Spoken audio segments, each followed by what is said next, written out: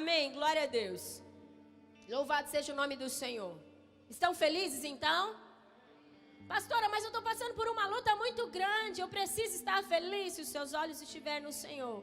Independente do que você está passando, com toda certeza, a sua esperança estará nele. Você estará sendo renovado em alegria e em felicidade.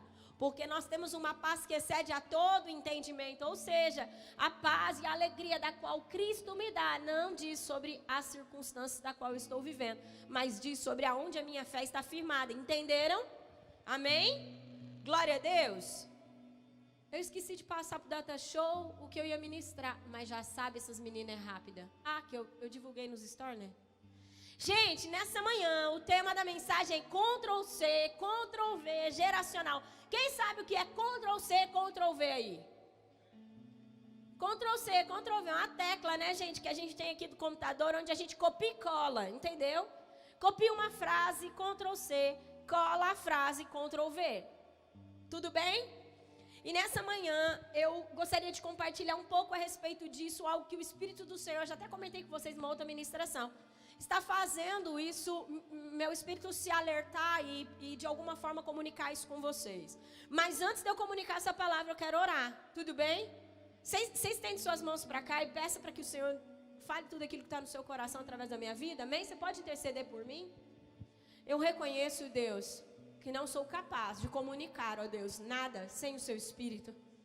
Deus, eu me recuso a transmitir o conhecimento que tenho, se não for pela força do Teu Espírito. Eu reconheço que palavras, ó Deus, sem o Seu Espírito, elas se perdem ao vento. Porém, palavras carregadas do Teu Espírito são como flechas na nossa mente e no nosso coração. Sim, elas nos transformam. A Tua palavra nos transforma, por isso eu oro para que não sejam as minhas palavras, mas as Suas palavras. Eu oro para que aquilo que Teu Espírito já colocou em mim tenha uma expansão agora, Senhor, em nome de Jesus. Para que tudo aquilo que é a noiva do Senhor, a igreja do Senhor, os filhos do Senhor, que são tão preciosos, ó Deus, possam receber isso, esse tipo de conhecimento, esse tipo de entendimento e essa transformação. Eu oro por isso, proteja essa palavra. Que mentes e corações sejam terra fértil, Senhor, que nada se perca. Deus, que o caminho entre mim, entre o Teu reino e a mente e o coração dessas pessoas e o espírito dessas pessoas seja protegido. Eu proíbo o ladrão da semente, que tudo aquilo que sair do seu coração, da minha vida, para tocar a mente, o espírito dos meus irmãos, Deus, que isso seja protegido. Esse caminho, eu declaro um caminho protegido pelo Senhor, para que a semente não seja roubada pelo pássaro. Para que a semente não seja roubada pelo adversário. Não, Deus, eu declaro que não haverá infutilidade aqui, Senhor. Haverá fertilidade. Toda semente nascerá, crescerá, florescerá e frutificará para a glória do Teu nome, Senhor. Em nome de Jesus. Amém. Amém. Glória a Deus. Eu quero falar, gente, nessa manhã, e é uma manhã de responsabilidade. Diga, responsabilidade. Entenda algo, o reino de Deus é um reino de responsabilidade. Diga, o reino de Deus é um reino de responsabilidade. Tudo que Deus tem para fazer na minha vida e na sua vida, Ele é Deus o suficiente para fazer. Porém, Deus nos chama a uma responsabilidade. Quantos aqui acreditam que Deus deseja que você seja muito usado no seu poder, na sua unção, nos milagres, nos dons? Quantos aqui acreditam que esse é o desejo do coração do Senhor? Quantos aqui acreditam que o desejo do coração do Senhor é fazer com que todos venham a morar no céu, que tenham vida eterna? Quantos acreditam nisso? Mas por que muitas vezes isso não acontece? Pergunta para mim, por que, pastor, às vezes isso não acontece? Por que não acontece com todos se esse é o desejo do Senhor? Porque às vezes, antes que você me responda, eu já te respondo porque não tenho muito tempo. Porque às vezes as nossas respostas e as nossas ações não condizem com aquilo que Deus de verdade quer fazer nas nossas vidas. Por isso nós somos roubados, diga roubados. Então é assim, o reino de Deus é um reino de responsabilidade. Todas as vezes que eu respondo da maneira correta, da maneira como o reino de Deus me exige, da maneira como a palavra de Deus me exige, automaticamente eu alcanço aquilo que Deus deseja que eu alcance. Tudo bem? E nessa manhã eu quero falar de duas influências. Eu quero falar de duas, Ctrl+C, Ctrl+V, geracional. Eu quero falar de duas influências. A geracional, diga geracional. Fala que é a ordem espiritual. E a cultural. Existem duas influências que são muito importantes, que nós precisamos estar muito atentos a ela. Porque elas podem impedir, ou atrapalhar, ou dificultar aquilo que Deus deseja fazer na nossa vida e mais, aquilo que nós desejamos viver em Deus. Duas influências. Geracional, que fala sobre uma influência espiritual, de descendência, certo? E a cultural, que diz sobre a maneira como nós vivemos. Quantos estão comigo? Olha aqui que interessante. Quem aqui já olhou para uma pessoa, talvez, e na maioria das vezes, essa pessoa é pai, mãe, pessoas que vivem muito perto de você, que tem um convívio muito grande, principalmente pai e mãe. Olha para aquela pessoa, vê ela fazendo algumas atitudes que você não concorda, que você não acha bom, não acha legal, não concorda, não quero viver isso. Mas de repente você se vê fazendo exatamente a mesma coisa e dá uma raiva terrível, não dá não? Quando você condena a pessoa pela atitude que ela tem, mas você faz exatamente a mesma coisa, não é mesmo? Muito interessante isso. Por que isso? Por causa das duas influências, principalmente se nós estamos falando de pai e mãe, tá? Mas pessoas próximas, amigos, aquilo que você literalmente se une, aquilo que de verdade você tem uma ligação. Então como que você começa a fazer? Você olha para a pessoa, não concorda com a atitude, mas repete igual, e aí de repente, às vezes, na maioria das vezes isso acontece quando alguém denuncia, diz, você fala do fulano, mas você faz exatamente igual. Quer ver gente boa para fazer isso? É o marido, né? Você fala do fulano, mas aí faz igual. A esposa, né? Os amigos próximos, não é? É realmente isso, justamente por causa dessas duas influências, né? Tudo isso é por causa disso. Eu vou dar alguns exemplos de cultura agora. Estou falando de cultura, ambiente de natural, tudo bem? A força cultural, eu estou dizendo agora, né? Alguns exemplos aqui para você se situar e ficar bem claro a respeito disso. Comer todos na mesa. Quem aqui cresceu comendo na mesa, dava o horário do jantar, o horário do almoço, principalmente o de jantar, punha a mesa e sentava todo mundo à mesa. Quem aqui cresceu dessa forma? Quando você casou ou quando você se casar, provavelmente você vai executar a mesma coisa. Isso se torna algo que é importante para você. O horário do almoço, o horário do jantar, você já parece que se come no sofá, não comeu a mesma comida. Porque é força cultural. Isso é uma cultura muito boa, né? A mesa é extremamente importante. Se você não tem essa prática, é algo que você deve adquirir, porque realmente é muito bom. Gente, o horário do banho. Tem família, tem pais que costuma fazer o quê? 6 horas da tarde, horário de banho. Não é isso? Então parece que se você passa desse horário de banho, parece que não. Algo muito grave aconteceu. O que é isso? Já fala força da cultura. Fala a força da cultura. Tem gente que tem o hábito de tomar banho só na hora de dormir. Eu não suportaria isso. Eu acostumei a tomar banho antes de comer, de jantar. Mas na maioria das vezes é isso, né? Tem muitas pessoas que têm o hábito de tomar banho só na hora de dormir. Fica até... Isso é a força da cultura. Dormir com a casa toda escura. Não é? Aí o que faz? Você acostumou, esse é um ambiente de sono. Quando nós vamos dormir, nós apagamos toda a luz. Isso é a força da cultura. Ou, às vezes, deixa a luz do banheiro acesa. Eu cresci dessa forma. A luz do banheiro ou do corredor precisava ficar acesa. Nunca no breu. Quando eu casei, gente, aí a gente cruzou, né? A gente se bateu com duas culturas. O Rodrigo era acostumado a casa toda breu. Eu falei, nós vamos ter que negociar. Eu diminuo a luz, mas deixo uma luz. Não é assim? Os que casaram, né? E você que não casou, presta atenção, vê, começa a analisar aí o que você vive. Pode ter certeza que muito do que você vive hoje com seus pais, você vai levar para a sua família, por causa da força da cultura, o hábito. Famílias que xingam muito. Quando a pessoa sai de casa, na maioria das vezes, ela costuma levar isso para a sua próxima família, ou para a sua família da qual foi formada a partir dela, começa a xingar muito. E por aí vai, eu quero falar sobre a força da cultura. Olha aqui, bem rapidinho, eu quero que você preste bastante atenção nisso que eu vou te dizer agora. O que é cultura? Eu peguei um resumo bem básico, só para poder ir construindo algo no seu coração. Quantos estão comigo? Tá tranquilo até aqui? Vamos lá então. A cultura é compreendida como comportamento, tradições e conhecimentos de um determinado grupo social, incluindo a língua. Nós estivemos no Paraguai, meu Deus do céu, quando aquele povo começa a falar o Guarani lá, isso é louco. É a língua, eles têm uma cultura, eles têm um jeito, isso é muito legal, né? As religiões, a religião tem algo muito cultural. Quantos aqui já ouviram, né? Talvez você vivenciou isso. Ah, eu nasci católico, tal. E muitas pessoas, ela quer sustentar a cultura da religião da qual a família dela veio. Ou nasci evangélico. E por mais que ele não tenha compromisso com Deus, mas é algo cultural a religião. Quantos estão entendendo? Tudo isso tem a ver com cultura. A música local, as artes, as vestimentas, né? E inúmeros outros aspectos. Tudo isso é cultura. Ó, para as ciências sociais, entre elas a sociologia e a antropologia, cultura é uma rede de compartilhamento de símbolos, significados e valores de um grupo ou sociedade. A origem da palavra cultura, ela vem do termo em latim que chama colere, que significa cuidar, diga cuidar, cultivar e crescer. Então a cultura tem a ver com algo que eu cuido, com algo que eu cultivo, e com algo que eu faço crescer. Tudo bem por aqui? Por isso o termo também está associado a outras palavras, como agricultura. Já parou para pensar nisso? Quem já sabia?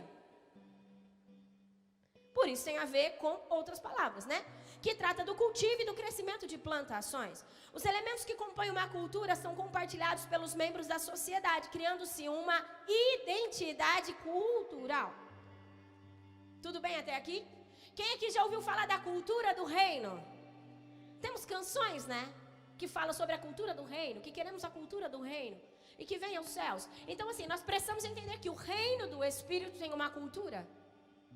E se nós queremos a cultura do reino do Espírito, nós então estamos dizendo, quero viver da maneira como o reino vive.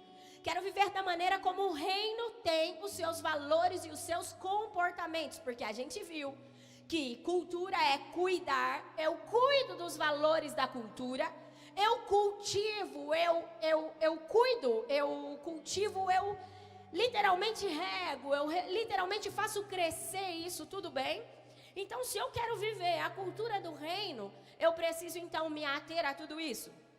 Então, o reino, eu preciso me ater como o reino se move, eu preciso me ater sobre os valores do reino, sobre os costumes do reino, e por aí vai. Bom, agora se cultura é algo tão poderoso, quem viu que a cultura é muito poderosa? A cultura influencia ou não influencia a nossa vida? Nós como brasileiros temos a cultura brasileira e fazemos muitas coisas que tipo é automático, porque você nasceu nesse ambiente cultural. E você faz muitas coisas, como alguns países não comem arroz e feijão como a gente come, mas é cultural. É muito difícil ficar sem arroz e feijão, não é? É muito interessante a força da cultura. Agora, se a cultura é algo tão poderosa e se ela imprime tantas coisas em mim, realmente eu preciso começar a considerar e a observar essa cultura, não é verdade? Por quê? Porque haverá alguns momentos, em algumas situações, e acredito que hoje é o momento de você observar qual é a cultura que te cerca, desde a sua casa, desde o ambiente de trabalho, qual é a cultura do seu trabalho? Se a sua casa é uma casa de fofoca, criou-se uma cultura de fofoca, você fofoca e nem percebe? Quantos estão comigo? É hábito. Pastora, tem a ver com demônio isso? Também, porque demônios são parasitas, mas algo foi estabelecido mentalmente, culturalmente, que abriu espaço para que espíritos malignos fizessem isso, sustentassem isso. Mas algo começou dentro do ambiente natural de cultura. Consegue entender? Ficou claro? Bom, então vamos lá. Agora sim, se nós estamos falando que a cultura, ela passa de geração em geração, e se Deus diz que Ele é um Deus geracional, nós precisamos estar atentos. Por quê? Porque as práticas que eu tenho hoje, lembra que eu disse que essa manhã é uma manhã de responsabilidade? Tudo aquilo que você faz hoje, naturalmente e espiritualmente, como eu falei da prática geracional, da cultura geracional, sem nenhuma sombra de dúvidas, eu não tenho nem 0,5% de dúvida de que isso irá influenciar os próximos da sua descendência. Não é? Quantas práticas você tem que os seus pais te passaram culturalmente e quantas coisas você vive hoje por causa das coisas que os seus pais fizeram espiritualmente falando. É muito interessante porque Deus se apresenta dessa forma, como um Deus geracional. É muito interessante a importância que Deus dá para as gerações. Quando um bebê é morto num ventre, não morre um bebê. Quando um bebê é morto no ventre, morre uma descendência. Porque aquele bebê seria um pai e uma mãe, que seria um avô, uma avó. Consegue entender? Que seria um bisavô, um tataravô. Então, uma criança que morre, não morre uma criança, morre uma descendência. Um pecado que eu cometo, uma iniquidade que eu sustento na minha vida, não morre algo na minha vida, morre algo na minha descendência. E talvez você está pensando assim, pastora, que loucura, isso talvez é injustiça. Não, não é. Nós estamos dizendo, e Deus está afirmando durante toda a sua palavra, eu vou dar vários versículos para você, da importância do que se planta, se colhe. E da importância da geração. Por isso eu não me canso de dizer, não apenas eu, Senhor, mas os meus filhos, os meus netos, bisnetos, todos proclamarão o seu nome. Todos bendirão o seu nome e declararão os seus grandes feitos. Eu estou trabalhando no reino do Espírito. Eu estou me rendendo. Eu estou cedendo toda a minha vida, toda a minha casa, tudo o que eu tenho, para que os meus filhos sejam mais poderosos do que eu, conheçam mais de Deus do que eu. Não é à toa. Quando nós temos algumas atitudes, nós precisamos entender que isso irá influenciar, boas ou ruins, não apenas eu, mas também a minha descendência. Dá uma olhada nisso, Êxodo capítulo 3, versículos 15.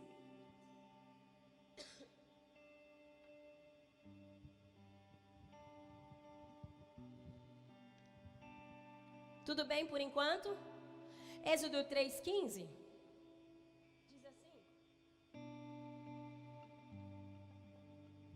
Disse também Deus a Moisés, quando Moisés estava questionando Deus, e aí, eu vou chegar lá e vou falar o quê para Faraó?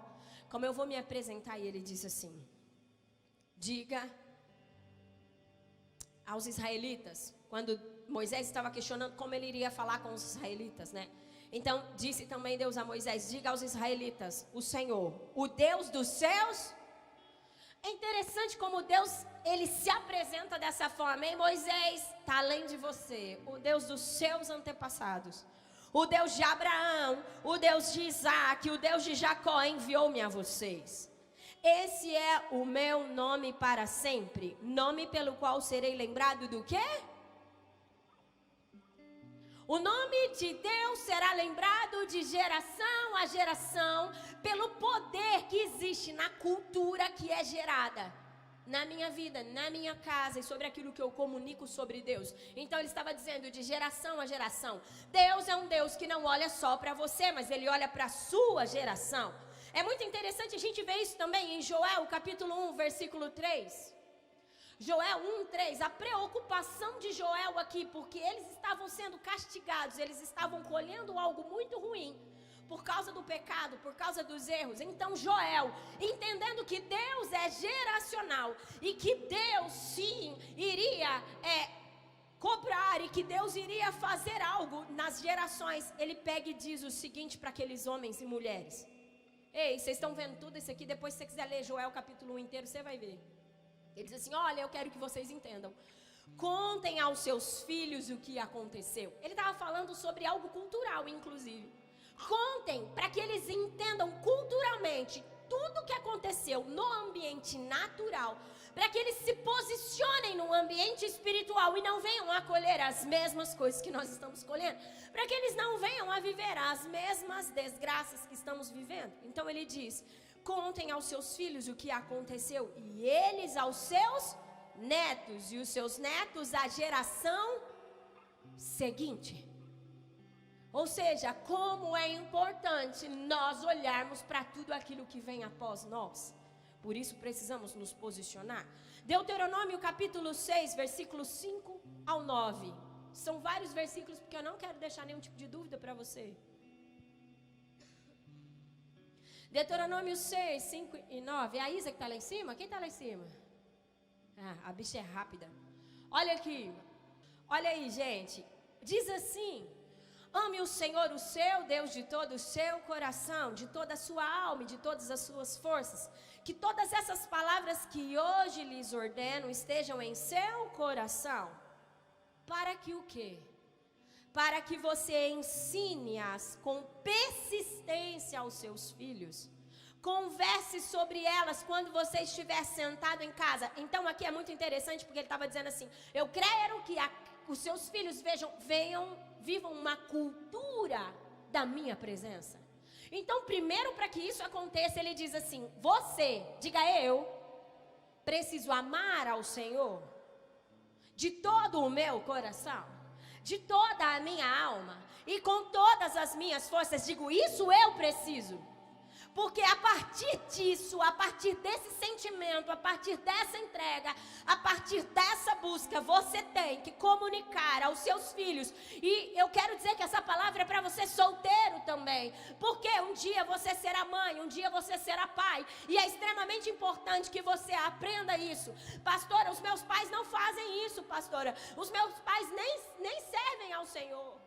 Ou talvez os meus pais vão à igreja, pastora, mas a cultura da minha casa é uma cultura longe de Deus. Ei, em você tudo pode ser diferente.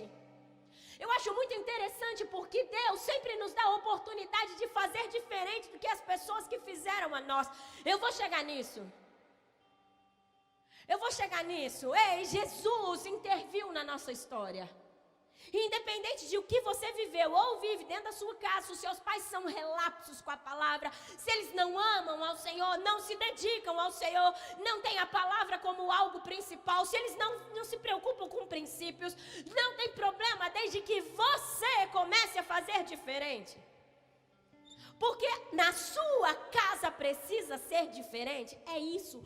Ei, Deus traz resgates geracionais, e esse resgate pode ser a partir de você.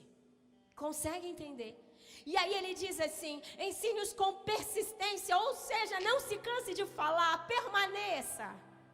Converse sobre eles quando estiver sentado em casa, quando estiver andando pelo caminho, quando se deitar e quando se levantar. Amarre-os como um sinal nos braços, prenda-os na testa, escreva-os nos batentes das portas de sua casa, em seus portões. Ou seja, faça alguma coisa para mostrar para sua casa, para sua família, qual é o nível de importância que Deus tem para você e que a palavra tem para você, porque isso será algo cultural para eles. E não apenas cultural no ambiente natural, mas os seus corações, espiritualmente falando, já serão conduzidos à verdade de quem Deus é. E tudo será mais fácil. Quando nós buscamos a genealogia de um bandido, quando nós buscamos, eu já vi uma árvore genealógica de um bandido e de um avivalista. Além dos bandidos morrerem bem mais cedo, a família geracional se acaba bem mais cedo. Além disso, por causa da rebeldia, a palavra do Senhor diz que a rebeldia, ela faz com que os anos sejam encurtados. Além disso, é impressionante o quanto bandidos são um bandido e outro bandido, e aquilo vai culturalmente, espiritualmente falando, se firmando naquela geração. Porém, quando nós vemos uns avivalistas, homens e mulheres rendidos ao Senhor, toda a sua casa é abençoada, seus filhos são abençoados, seus netos, tudo é abençoado. Além deles ter longos anos de vida, ainda eles fazem cada vez, conforme a genealogia vai crescendo, as gerações vão passando, mais poderosos vão se tornando, porque isso é Bíblia. Uau! Então, ele estava dizendo, crie uma cultura do reino dos céus na sua casa. E espiritualmente falando, isso também tem muito efeito. Todos nós sabemos que queremos resultados diferentes. Talvez você é alguém que vive na sua vida, e quando você olha para a sua vida, você diz o seguinte: eu gostaria de viver coisas diferentes em Deus, eu gostaria de ter resultados diferentes, mas eu não tenho. Então assim, nós precisamos entender que para que tenhamos resultados diferentes, a maneira como estamos fazendo precisa mudar. Quantos concordam com isso? É possível eu manter a mesma cultura, o mesmo ambiente, o mesmo entendimento e ter resultados diferentes? Eu acho um barato pais de adolescentes dizer: esse menino dá muito trabalho, eu tenho vontade de apontar o dedo na cara e dizer: a culpa é toda tua. Porque meus filhos, a Bia está com 13, não tenho problema nenhum com a Bia, está passando pela fase da adolescência. O Vitor passou e eu não tive problema nenhum. Sabe por quê? Porque desde pequena eu ensinei eles a amarem, a temerem, ensinei princípio de honra. Filho, não fala de maneira mal educada com o pai, porque se falar, a boquinha vai inchar, porque um tapinha vai ser dado. Porque eu ensino que é autoridade. Meus filhos, eu nunca fui chamada na escola porque eles desonraram os professores. Por mais errado que os professores estavam. Sabe por quê? Porque eu ensinei cultura de honra. Eu ensinei o que era autoridade. Então, quer passar uma fase de adolescência sem ter problema? Sabe o que você vai fazer? Leva os princípios do reino para a sua casa. Faça com que a sua casa tenha uma cultura celestial. Consegue entender? A Bíblia precisa ser primordial. Quando temos uma adversidade, uma situação, uma decisão, ei, Deus é a nossa fonte de resposta. O que a Bíblia diz sobre isso? Consegue entender? Algo cultural, algo espiritual, geracional, está sendo formado o tempo todo. Diga assim comigo, as minhas ações, elas resultam em algo? Sempre. A Bíblia diz, vamos lá, Gálatas 6:7. Gálatas 6:7 é um versículo muito poderoso e que talvez a gente não se atenta muito a ele. Porque eu acho que se nós nos atentássemos mais a Gálatas 6:7, nós pensaríamos mais sobre as nossas ações. Ou não? Pensaríamos mais sobre aquilo que estamos plantando? Acho que pouco acreditamos nessa palavra. Porque vamos fazendo aquilo que nos dá na telha, vamos desonrando, vamos fazendo um monte de coisa de qualquer jeito. A gente não se preocupa e depois queremos resultados bons. Quem aqui já plantou arroz e colheu feijão? Quem aqui plantou um azalé? Estou gostando de planta agora, vocês estão vendo, né? E nasceu uma babosa? Aconteceu isso na sua casa? Se aconteceu, tem um fenômeno lá. Deve ser demônio, porque isso não é verdade. Consegue entender? Gálatas 6:7 diz, não se deixem enganar. Ei, um engano é algo que eu acredito ser verdade. Ninguém é enganado porque quer ser enganado, é enganado. Quem está enganado, ele está acreditando que aquela ideia dele, que aquele sentimento, que aquele pensamento é real. Mas a Bíblia nos chama a atenção e diz, não se deixe enganar, de Deus não se zomba, porque quando plantamos algo ruim, queremos colher algo bom, sabe o que nós estamos fazendo? Zombando dos princípios do reino. Nós estamos zombando da verdade de quem Deus é. Nós estamos zombando da fidelidade de Deus. Nós estamos zombando do Deus justo que Ele é. Então eu disse, não se zomba. De Deus não se zomba, pois o que o homem semear, isso também ele colherá. Quantos estão comigo? Eu quero trazer para você agora, falamos um pouco misturado, cultura, geracional e tudo mais. Isso é muito importante porque não tem como a gente desvincular. Quem tem uma cultura, Brasil, né, gente? Criou-se uma cultura de corrupção. Quantos estão comigo? Facilmente faz corrupção, embala a gente. Facilmente se troca, cria-se, se envolve com corrupção em troco de bala. É algo cultural que está sobre a nação e que eu creio que pela fidelidade e escolha do Senhor, Deus irá levantar homens e mulheres inegociáveis. Cadê esses homens e mulheres inegociáveis? Que não cederão a essa cultura de corrupção e serão homens e mulheres justos para que isso seja quebrado da nossa nação. Porque somos braseiros, homens e mulheres escolhidos pelo Senhor. Eu quero trazer alguns exemplos. Eu trouxe muitos versículos, eu não vou abrir tudo, porque senão eu vou perder muito tempo, tá bom? Mas só para você entender o quanto a ação de uma pessoa pode salvar, diga salvar, abençoar ou condenar toda a sua descendência. Presta atenção aqui. Quem se lembra do servo de Elias? Eliseu? De Eliseu? Geazi, quem se lembra desse homem? Geazi, servo de Eliseu. Olha aqui, Segunda Reis 5:20. Segunda Reis 5:20.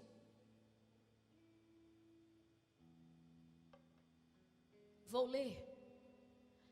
Geazi, servo de Eliseu, o homem de Deus, pensou. Quando, na verdade, Naamã foi lá para ser curado por Eliseu. Quem lembra dessa história? Bastante conhecida, né? Então aí, mandou ele lá se lavar no Rio Jordão. E aí Geazi ficou meio assim. Daí fez a meleca da vez dele, né? Da vida dele. Bom, Geazi, servo de Eliseu, o homem de Deus, pensou. Meu senhor foi bom demais para Naamã, aquele amorreu. não aceitando o que ele lhe ofereceu. Eu juro pelo nome do Senhor que correrei atrás dele para ver se ganho alguma coisa. Na verdade, a gente vê aqui uma denúncia do coração de Geazi no dinheiro. Era muito importante para ele o lucro, né? Bom, aí, por isso a lepra de Naamã atingirá... Juro pelo nome do Senhor que correrei atrás dele para ver se ganho alguma coisa. Por isso a lepra de Naamã atingirá você e os seus? Você e os seus? Bem alto. Por isso a lepra de Naamã atingirá você e os seus? Quem que errou aqui? Geazi, o que os descendentes dele têm a ver com isso? Se algo espiritual não acontece na próxima descendência, então a Bíblia está errada. Se não existe uma influência geracional, a Bíblia está errada. Tudo isso é uma mentira. Porém, eu tenho inúmeros versículos, e eu separei alguns, porque tem muito mais, que conta a respeito disso, de homens e mulheres que se posicionaram da maneira errada e complicaram a próxima geração. Quem aqui quer complicar a sua próxima geração? Quem aqui quer ver os seus filhos totalmente longe de Deus, perdidos, sem entendimento? Ei, é hora de você se posicionar hoje, para que, de alguma forma, Deus entre mais fácil na sua geração. E eu vou falar a respeito disso daqui a pouco. Peraí que é muito amplo tudo isso. E aí, então, Geazi saiu da presença de Eliseu, já leproso, parecendo neve. Abra comigo Josué 7, do 22 ao 25. Consegue ver o Ctrl+C, Ctrl+V de Geazi para a sua descendência? Pois é. Josué 7, do 22 ao 25. Disse assim: Josué enviou alguns homens que correram até a tenda de Acã. Quem se lembra de Acã? Meu Deus. Estavam escondidas as coisas com a prata por baixo. Retiraram-nas da tenda e a levaram a Josué e a todos os israelitas. E as puseram perante o Senhor. Então Josué, com todo Israel, levou Acã, bisneto de Zerá, e a prata, a capa, a barra de ouro, seus filhos e suas filhas, seus bois, seus jumentos, suas ovelhas, sua tenda e tudo o que lhe... Ao vale de Jacó, disse Josué, porque você nos causou essa desgraça? Fez uma pergunta para ele. Hoje o Senhor causará a sua desgraça. E todo Israel o apedrejou, e depois apedrejou também os seus, e queimou tudo, e todos eles no fogo. Quem aqui errou, gente? Foi Acã ou foi a família dele? Mas a família, e é interessante que tudo que era de Acã, inclusive os animais. Quando você lê isso aqui, você pode pensar assim: nossa, quanta injustiça há em Deus, né? Que Deus ruim, que Deus injusto, que Deus mau. Tem pessoas que falam assim para mim: pastora, eu não gosto de ler o Velho Testamento porque eu não vejo um Deus de amor. Meu Pai do céu, como assim? Você está equivocado. É muito interessante porque sabe o que eu vejo aqui? Vou contar para você o que eu vejo. Deus é tão zeloso que Deus não quis que essa maldição de Acã permanecesse e ele acaba com toda a geração. Sabe por que veio o dilúvio sobre o povo? Porque Deus diz: vou dar uma outra oportunidade para que a maldição não permaneça sobre os homens. Sabe por que Satanás escolheu Adão e Eva, cabeça de raça, para que a maldição viesse sobre nós, pela força da descendência? É sério isso? Mais sério do que você possa imaginar. Tudo que a cabeça de raça faz, replica igual. Por isso todos nós pecamos, por isso todos nós, o bebezinho que nasce, nem sabe que é mentira, sabe nem falar, já nasce em pecado. Por causa da descendência, por causa do erro, por causa do pecado que um dia alguém cometeu. Consegue entender? Espera aí que Jesus entrou na jogada. Eu começo a julgar a palavra ainda não. Meu Deus, qual versículo eu escolho aqui que é muito poderoso? Olha aqui, Isaías 65, do 1, 6 e 7. Isaías 65.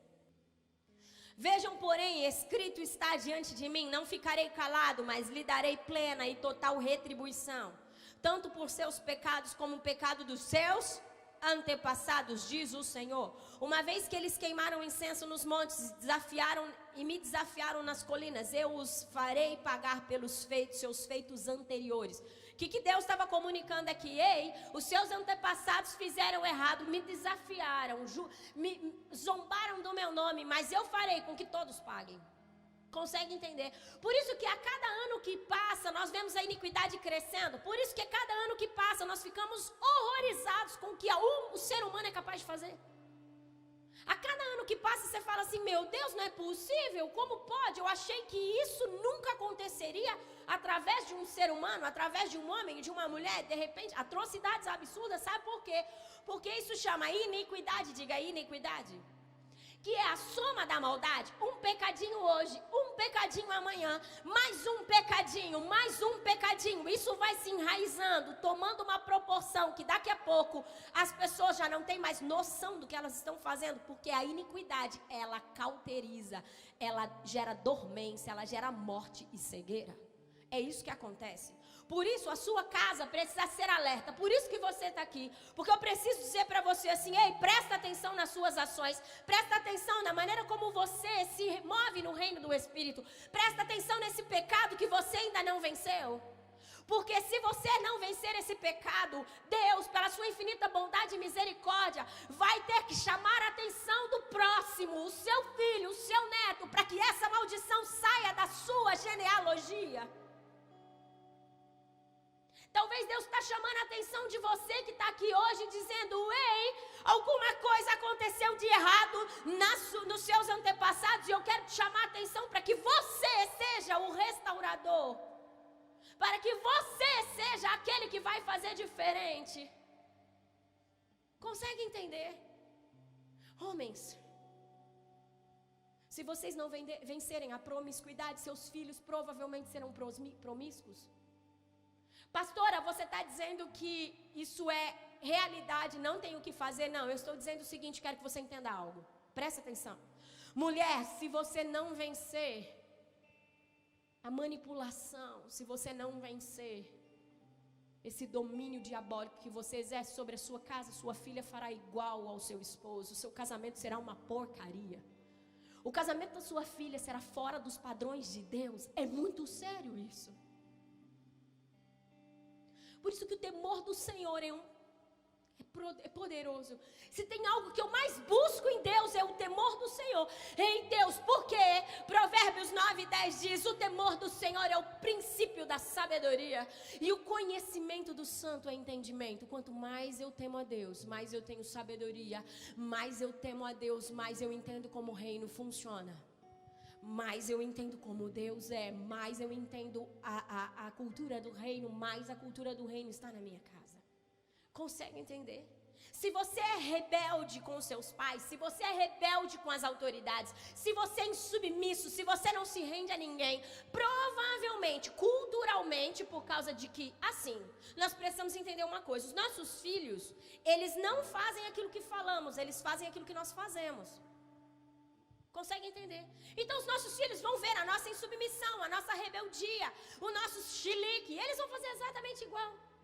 Hoje quando eu olho para Ana Beatriz, eu digo, meu Deus, já trilhei esse caminho não é legal. Ana Beatriz é uma cópia minha. Mas assim, mais muito, vocês não têm dimensão, eu nunca vi nada igual. E o que eu faço? Eu vou conduzindo ela a um caminho que eu trilhei, que me levou para um lugar muito melhor. É assim que eu faço? Não, filha, isso não é do reino. Não, filha, esse temperamento seu precisa ser subjugado. Não, amor, a mãe se deu tão mal nisso. Não faça dessa forma. Consegue entender? Então assim, ó, presta atenção. É muito importante que a gente entenda isso. Agora eu quero que você leia Êxodo 25 e 6 e estou acabando. Prometo que eu estou acabando. Êxodo 25 e 6.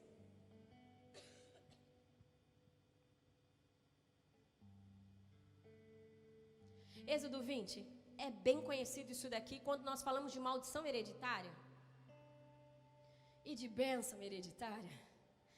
Não te prostrarás diante deles e nem lhe prestarás culto. Aqui é uma denúncia sobre idolatria, né? Porque eu, o Senhor, o teu Deus, sou um Deus o quê, igreja? É zeloso, não existe falta de amor em Deus, Ele é o próprio amor. Ele faz o quê? Mesmo sendo Deus, que é o próprio amor, eu castigo os filhos pelos pecados dos seus pais, até a 3ª e 4ª geração, daqueles que me... Como que é o seu relacionamento com Deus, pai e mãe que está aqui? Ou menino e menina que um dia será pai e mãe, como é? Você despreza Deus? Deus não é o primeiro na sua casa, não é o primeiro do qual você recorre. Como você age? Você despreza Deus. O pecado é o primeiro. O pecado ainda é a sua escolha, você despreza Deus. E aí a Bíblia está dizendo, eu castigarei com maldição até a 3ª e 4ª geração daqueles que aborrecem a Deus. O que eu quero dizer, você está dificultando caminhar em Deus dos seus filhos da sua próxima geração. Diz o Senhor. Cadê? Me perdi. É 3ª e 4ª geração daqueles que desprezam. Mas eu trato com o quê, gente? Se você é alguém que ama o reino, prioriza o reino, se importa com os princípios do reino, que nada está acima disso, que a Bíblia, a palavra de Deus, é a maneira como você fundamenta a sua casa. Se os seus filhos veem você amando e buscando ao Senhor, então, Ele diz algo. Ele diz, mas trato com bondade até 1000. Ei, até 3ª e 4ª geração, ele visita com maldição. Porém, se o seu posicionamento for um posicionamento em Deus, até 1000 gerações. Olha como a bênção, o desejo de abençoar de Deus para as suas gerações é muito maior do que o de amaldiçoar. Pastora, por que Deus amaldiçoa? Porque Deus é um Deus de leis, de princípios. E as leis do reino do Espírito, elas não vão ser alteradas por causa que você não concorda. Por um acaso aqui, algum momento da sua vida deixou de ser noite porque você não gosta de ser noite? Quem aqui não viveu uma noite porque não gosta de noite? Quem aqui não viveu o inverno porque não gosta de inverno? Quem aqui não viveu o verão porque não gosta de verão? Quem aqui não viveu o sol do meio-dia porque não gosta do sol do meio-dia? Pouco importa se você gosta ou não. O que está estabelecido, está estabelecido. Pronto e acabou. Consegue entender? As leis espirituais, elas são reais, elas não podem ser ignoradas. Porque eu não gosto, porque eu não concordo. Uma coisa precisa estar firmada no seu coração. A bondade e a fidelidade do Senhor é inegociável. E porque Ele é um Deus justo, quem ama aqui a justiça de Deus? É justamente por isso, por causa da justiça de Deus, que essas coisas acontecem. Olha aqui. Então, Ele trata com bondade até 1000 gerações daqueles que amam e obedecem os seus mandamentos. Ou seja, daqueles que amam, buscam ao Senhor, tem Ele como Senhor e o Senhor suficiente da sua vida e buscam os seus mandamentos. Ou seja, que culturalmente aplicam a palavra do Senhor. Estou encerrando a palavra, tá bom?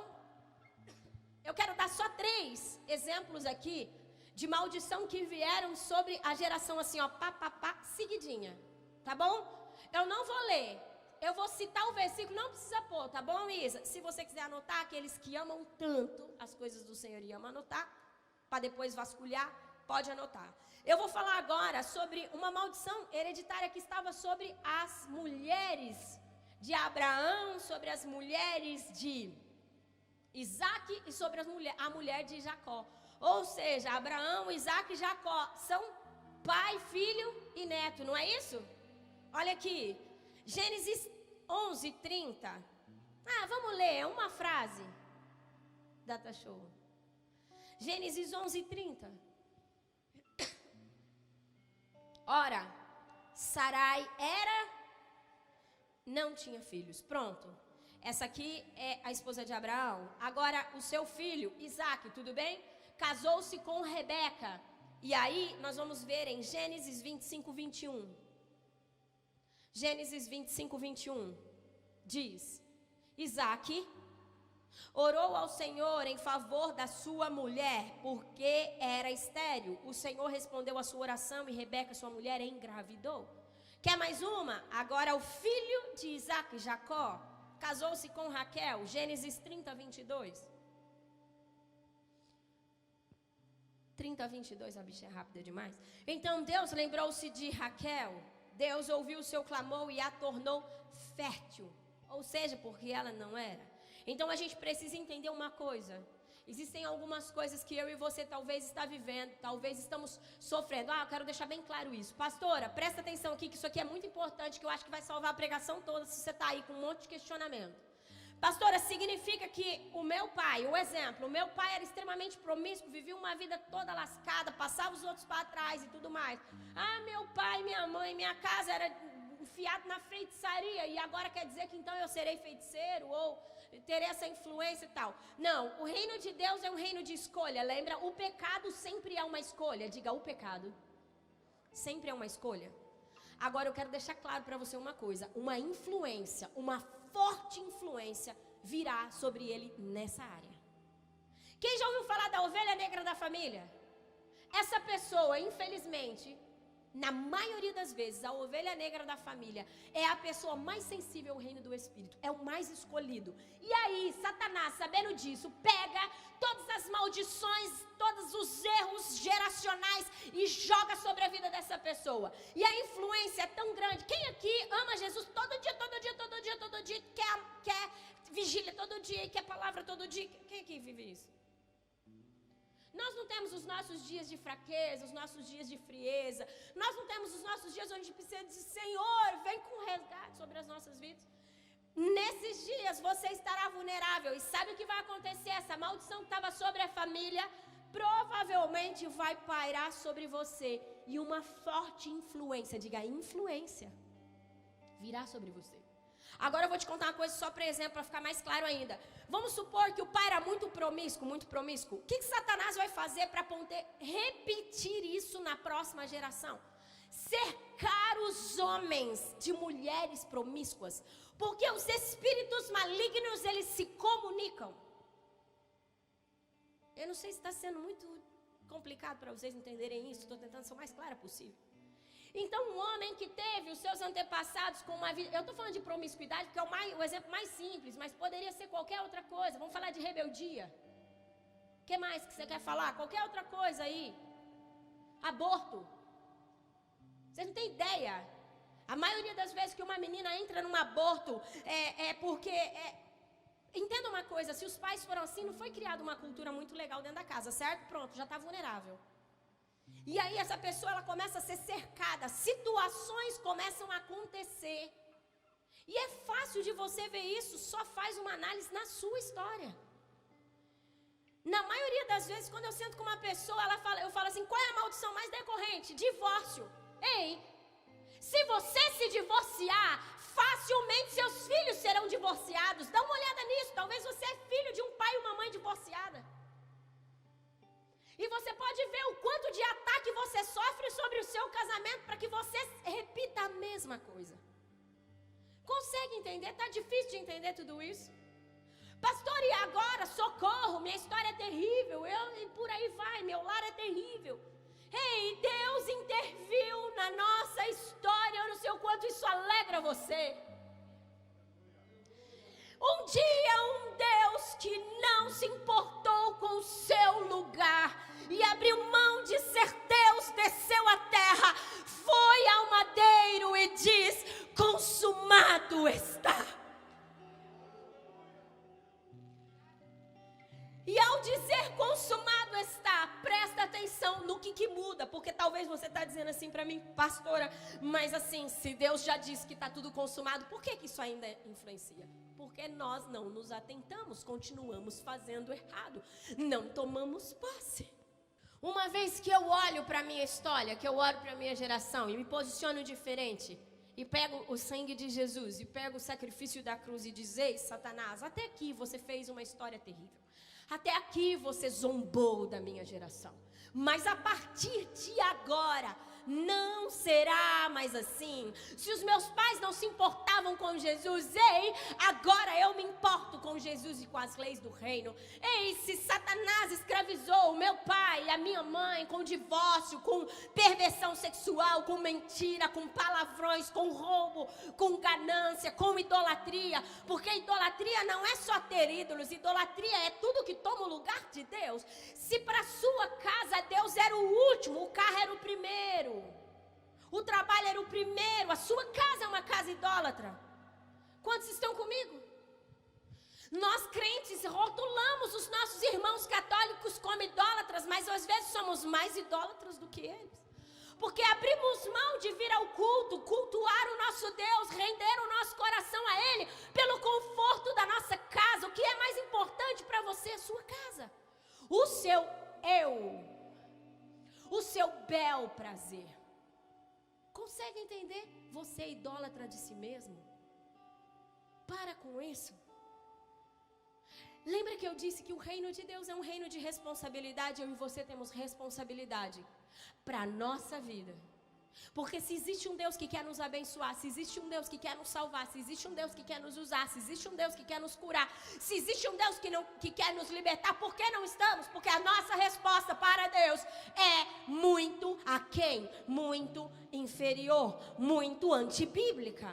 Pastora, mas é muito difícil. Sim, eu sei, não é nada fácil remir uma geração. Precisa ser homem e mulher inegociável. E é por isso que a Bíblia diz que Deus não nos deu um espírito de covardia, mas de ousadia. O que os meus pais não venceram, eu tive que vencer. E o que eu não venci, os meus filhos vão ter que vencer. Algumas coisas eu já vi. Eu casei grávida com 16 anos. A minha sogra casou grávida com 16 anos. Primeira coisa que eu fiz é comunicar ao Vitor: salva a nossa geração. Desculpa, eu não venci isso. Eu preciso que você vença. Eu preciso que você ame e tema mais ao Senhor do que eu amei e temi nessa área. Por favor, não permita que essa maldição venha sobre os nossos. A primeira coisa que eu fiz é enfiar a mão na cabeça dele: Satanás, não vai ser dessa forma com os meus. Não vai ser. Não vai ser, Satanás, isso não vai. O meu filho é uma bênção, lógico que o meu filho é uma bênção, eu não preciso dizer, mas isso é fora dos princípios da palavra. Eu fui roubada nisso. Consegue entender? Quais são os roubos de Satanás na sua vida? O que está se repetindo de maldição em você e que precisa parar para que isso não continue? O último versículo eu encerro para a gente orar. Efésios 5, 1 e 3, só mais esse. Nós podemos ler juntos, tudo bem? Ninguém é como o Senhor Deus. És absoluto. És grande, és incomparável, és o Deus que nos liberta, és o Deus que nos cura. Ah, Senhor, como nós queremos o senhorio do Senhor em todas as áreas da nossa vida, Deus. Como é importante os resgates do Senhor. Como é importante, nos deixa ser a geração que anuncia os teus grandes feitos por sermos homens e mulheres inegociáveis, Deus. Ajuda-nos nisso. Ajuda-nos no temor, ajuda-nos na paixão. Efésios 5, do 1 ao 3 diz assim: portanto, vamos ler junto, 1, 2, 3, tá bom? 1, 2, 3. Portanto, sejam para que imitadores, ou seja, dê um Ctrl+C aí. Copia o que Cristo é.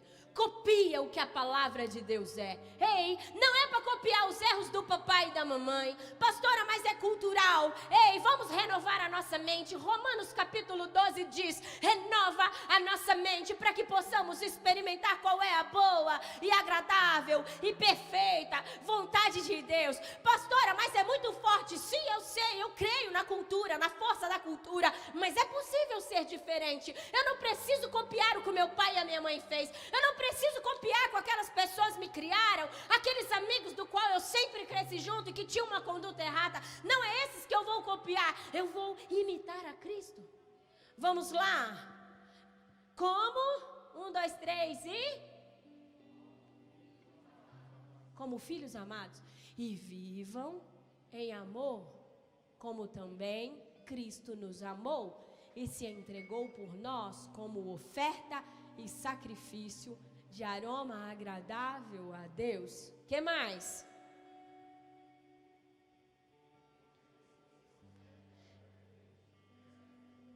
De imoralidade sexual, nem de qualquer espécie de impureza, nem de cobiça, pois estas coisas não são próprias para os santos. Se você quiser continuar lendo esse capítulo, tem mais denúncia.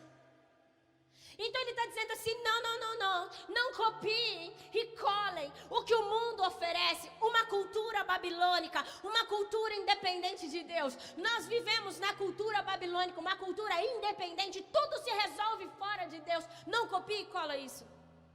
Copia e cola o que Cristo faz. A todo tempo ele andava na terra com os olhos nos céus. A todo tempo ele dizia, não faço isso, só faço o que o meu Pai está fazendo. Ou seja, Jesus estava dizendo, copio e colo aquilo que o meu Pai faz. Quem aqui vai copiar e colar o que o Pai faz? Quem aqui vai copiar e colar o que o Pai faz?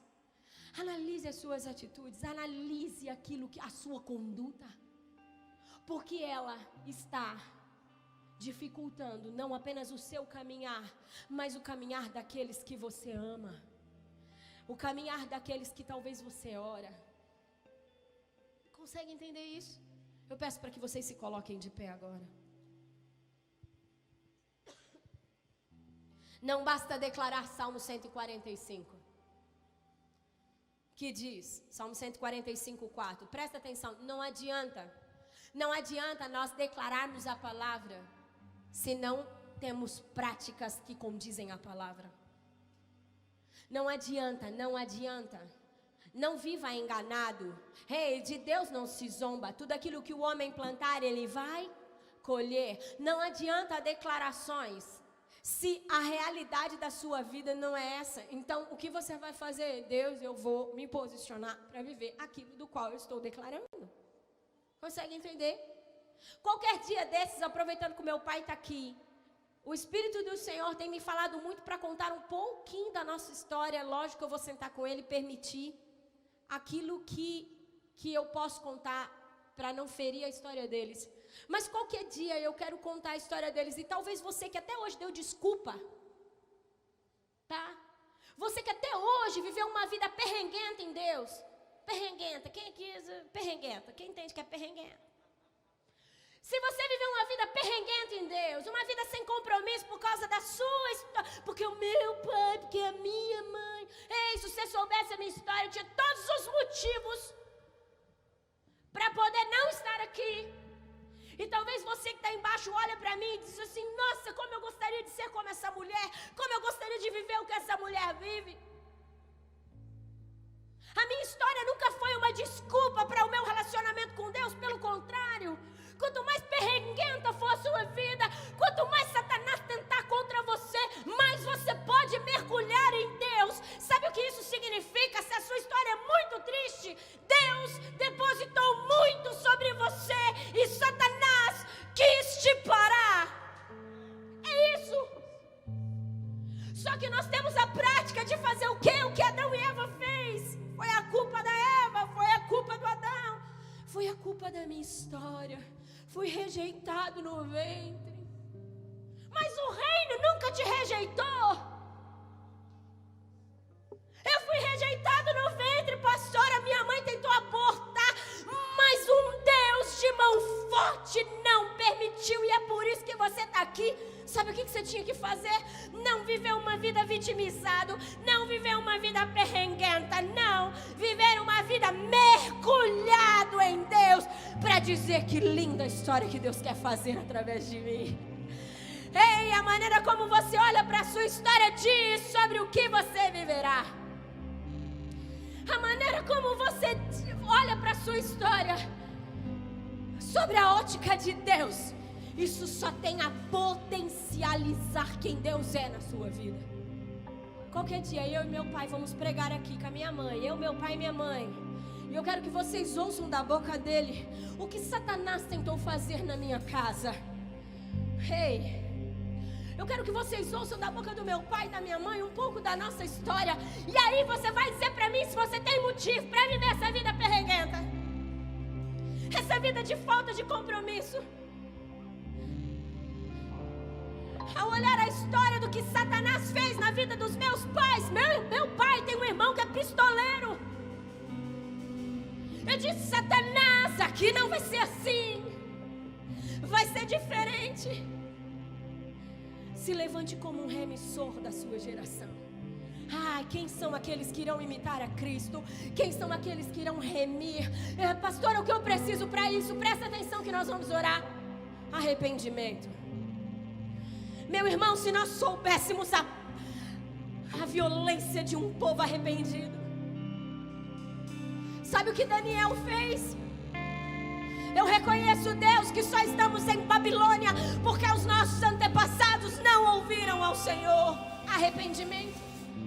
Porque eles não serviram ao Senhor. E eu te peço perdão. Me ajuda a ser um reconstrutor. Sabe o que Neemias fez? Eu reconheço que só fomos. Tudo foi destruído. Tudo está em ruínas, Deus. Os muros foram destruídos. A proteção geracional da minha casa, dos meus, tudo foi destruído. Porque nós escolhemos caminhos de morte e não de vida. Mas hoje eu me arrependo por isso. Vai ler sobre Daniel e Neemias. Não interessa a sua história. E quão mais terrível essa história foi. Menina, se o casamento dos seus pais é uma porcaria, o seu não será, por causa do temor do Senhor. Se o seu pai era um homem terrível para sua mãe, menino, você não será, por causa do temor do Senhor. Você fará diferente. Para de se apoiar na sua história. Para de se apoiar nos pecados dos seus antepassados. Quebra agora todo tipo de influência diabólica. Se Satanás visitou os seus pais e os seus antepassados, você ele não visitará. Os seus descendentes não visitarão. E então, uma geração contará a outra geração a grandiosidade dos teus feitos.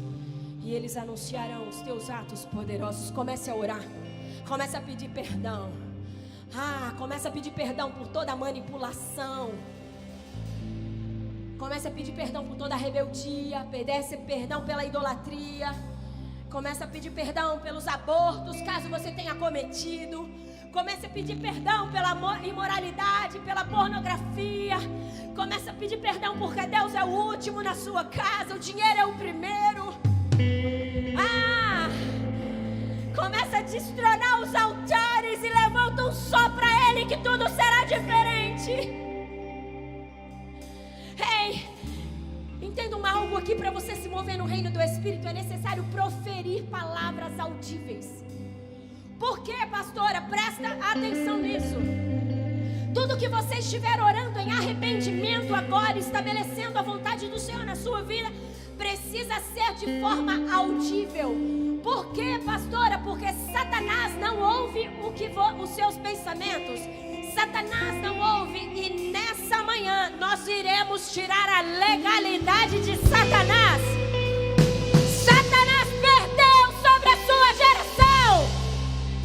Por isso o reino do Espírito, o reino das trevas, precisa ouvir que Jesus bradou: está consumado. E que você não mais viverá a influência da maldição.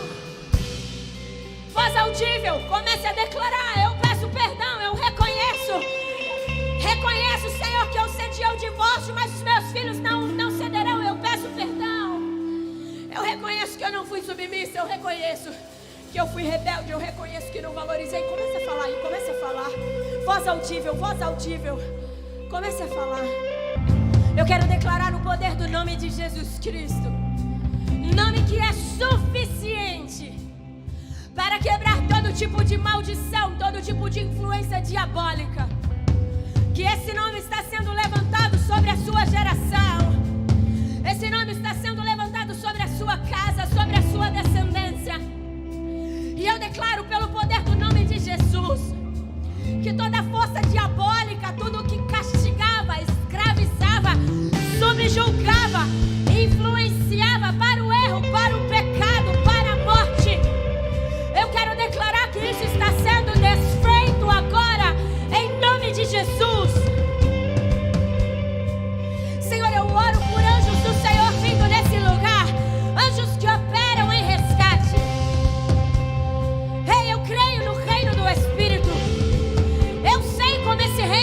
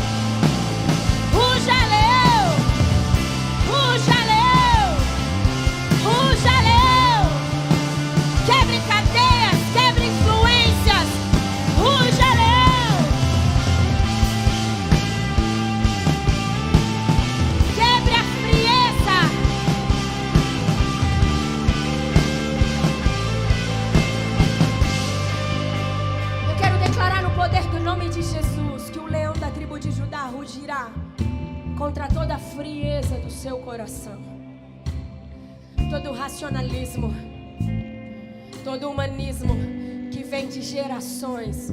Eu quero declarar isso sendo quebrado. Você é alguém espiritual. A palavra de Deus nos diz que somos homens e mulheres espirituais. Por isso o que me rege é o reino do Espírito e não a cultura da terra. Eu quero declarar em nome de Jesus a sua mente sendo renovada pelo mover do Espírito que está neste lugar, quebrando toda essa maldição babilônica, diabólica, que gera você frieza e independência. Independência de pessoas, independência de Deus. Eu quero quebrar isso sobre a sua vida na autoridade do nome de Jesus. Eu quero declarar que o seu espírito diga ao meu espírito, pelo poder do nome de Jesus, pelo resgate do Senhor, está livre para me envolver, para viver a história que Deus escreveu sobre mim, independente de qual foi a história que os meus antepassados escreveram, viveram. Eu não vivo sobre isso. Eu quebro essas influências. O meu espírito está livre para viver a história que Deus escreveu sobre mim. E os meus descendentes viverão a história que Deus escreverá sobre eles, escreveu sobre eles. Eu não sei se os seus descendentes são nascidos, mas os meus netos, eles serão tão poderosos do Senhor, que todos que estarão à sua volta verão Deus vive neles, assim será. Os meus filhos serão portadores de glória, e assim os seus também, por causa da sua resposta para Deus. Entenda uma coisa, e por mais que Satanás tente contra eles, por causa do seu posicionamento, o Senhor intervirá em resgate. Ah, que lindo isso. Eu quero declarar em nome de Jesus essa verdade sobre você. Dá para fazer tudo novo. Novo no sentido de original. Dá para fazer tudo da maneira original. Se isso não fosse uma verdade, de nada adiantaria a cruz. Comece a dizer, diga assim, só mais isso. Eu não tenho vontade de sair desse ambiente por causa do que o Senhor está fazendo aqui. Ninguém é como você. Eu te louvo pelos anjos ministradores de cura que se movem aqui, pelos anjos que libertam. Eu te louvo, eu te louvo.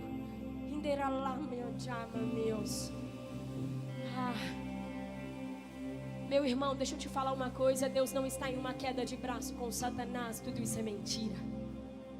O seu pecado não é maior que a graça de Deus. O seu pecado, por mais entranhado que ele esteja na sua alma, ele não é maior que a graça de Deus. Ele não é maior que o nome de Jesus. Ele não é maior que o sangue de Jesus. Se você acredita que não é capaz de ser liberto desse pecado, eu anuncio para você, isso é mentira. É mentira, é mentira, é mentira. É isso que Satanás quer que você acredite, que para sempre você será um escravo. É mentira. Nada que se depara com Jesus é igual, permanece da mesma maneira. Nem você, nem a santidade, porque ela cresce, nem o conhecimento de Deus, porque Ele cresce. Ai, como é importante entendermos isso.